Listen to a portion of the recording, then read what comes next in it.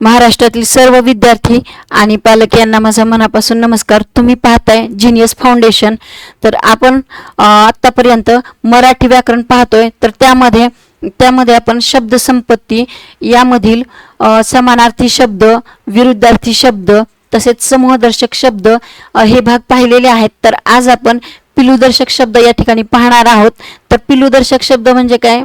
प्राणी आणि त्यांची पिल्ल यांना आपण जे नाव किंवा जे शब्द देतो त्याला पिलूदर्शक शब्द असं म्हणतात.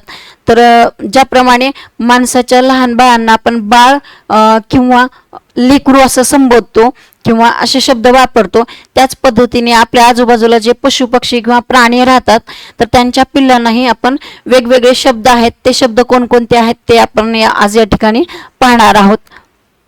तर पहा, गाढवाचे असते शेंगरू, पक्षाचे पिल्लू, मेंढीचे कोकरू, सिंहाचा असतो छावा, कुत्र्याचे पिल्लू, गाईचे वासरू, मांजराचे पिल्लू, म्हशीचे रेडकू किंवा पारडू सुद्धा म्हणतात त्याला, वाघाचा बच्चा किंवा बछडा, शेळीचे करडू, गाईचा गोरा. तर या ठिकाणी बघा, गाईचे आपण या सुरुवातीला गाईचे वासरू म्हणून सांगितलेलं आहे. तर या ठिकाणी समजा आपलं जसं माणसांचं मुलगा मुलगी असं असतं, त्याच पद्धतीने समजा गाईला जर मुलगा किंवा मुलगी दोन्हीपैकी काही झालं तरी आपण त्याला एकत्रितपणे वासरू असं म्हणतो. पण जर समजा गाईला जर मुलगा झाला असेल तर त्याला गोरा असं म्हणतात, म्हणजे गाईचा गोरा. आणि गाईला समजा मुलगी झाली असेल तर तिला कालवड असं म्हणतात, म्हणजे गाईची कालवड. माणसाचे बाळ किंवा लेकरू, हत्तीचे करब किंवा पिल्लू आणि हरणाचे असते पाडस किंवा त्यालाच शावक असं सुद्धा म्हटलं जातं.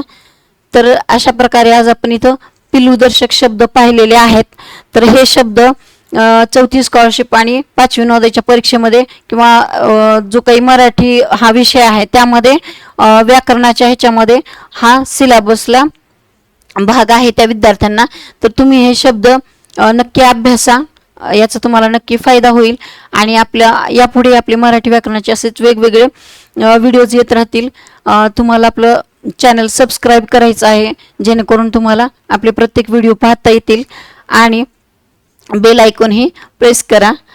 तुम्हाला व्हिडिओ आवडत असतील तर चॅनलला नक्की सबस्क्राईब करा. धन्यवाद.